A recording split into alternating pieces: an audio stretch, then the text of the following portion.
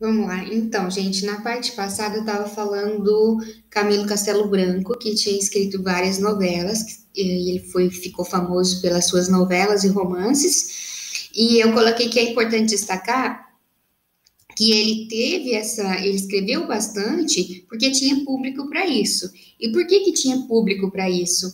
Porque o público, por conta já da liberação da imprensa, já estava habituado a ler traduções dos folhetins ingleses e franceses. Então, já tinha esse papel de uma literatura como entretenimento, né? As novelas e romances. E que saía ali nos jornais um capítulo, daí, como se fosse a novela da TV hoje, saía no jornal lá um capítulo, na outra semana o próximo capítulo, e as pessoas acompanhavam aquilo. Mas até então, o que tinha em Portugal era a tradução dos romances e novelas, dos folhetins, né, na verdade, em ingleses e franceses. Depois disso, passou. O Camilo Castelo Branco começou a escrever as novelas e romances e ficou bastante famoso por isso. E ele ficou mais famoso ainda, se tornou célebre, né, por causa das novelas passionais. O que eram essas novelas passionais? Ela representava ali, ela tinha conflitos entre os impulsos do coração e os valores da sociedade. Então vamos lembra que eu falei que nesse momento a gente tem a sociedade burguesa que quer, de certa forma, se adequar aos princípios da nobreza e para isso é carregada de uma série de preconceitos, de um sistema muito fechado de sociedade que não inclui todos, né? E por isso tem um monte de romances que não se encaixam, né, nesse padrão. Vamos lembrar que, né, tem aquele sistema de casamento de conveniência, todo mundo tem que seguir uma carreira familiar, tudo isso gera um monte de conflitos amorosos. Vou dar um exemplo de como funcionam essas novelas passionais. Eu não, né? Baseado no livro, o livro traz esse exemplo. Então, como funciona? Eu coloquei um coraçãozinho aqui para vocês entenderem.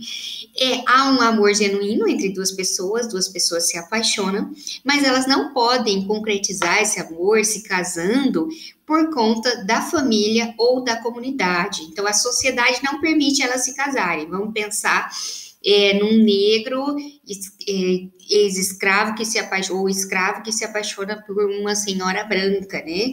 E rica, burguesa, sei lá. Então, eles não podem se casar, não pode concretizar esse amor.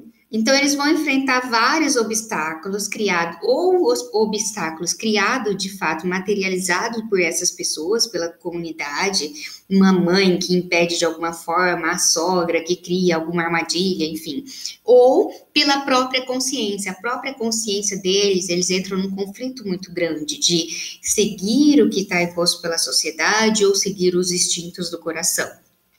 Normalmente há dois desfechos comuns. Ou eles vão aceitar a moralidade burguesa e encontrar tranquilidade em um casamento de conveniência. Então, isso acontece, por exemplo, quando a menina desiste de casar pela pessoa com quem ela realmente estava, por quem ela realmente estava apaixonada, e aceita um casamento de conveniência com um cara que ela não gosta tanto, mas que se encaixa nos padrões lá da família. Ou um outro desfecho é que essas pessoas são levadas à loucura e ao suicídio e tornam-se símbolo de um amor trágico, né? Então elas se matam, mais ou menos lá o que acontece no Romeu e Julieta, né? Eles se matam ou ficam loucos porque não conseguiram concretizar o amor por conta das regras da sociedade. Isso fazia muito sucesso e faz até hoje, porque é um assunto meio atemporal. Se a gente for pensar na sociedade atual, isso continua acontecendo. Ainda tem famílias, ainda tem muito disso na sociedade atual de você não pode namorar o fulano porque a família dele é de tal jeito, porque ele tem tais características, e aí não se assume esse amor e cria todo um conflito. Isso é muito válido e as novelas aproveitam dessa temática até hoje. Novelas, filmes, séries, enfim.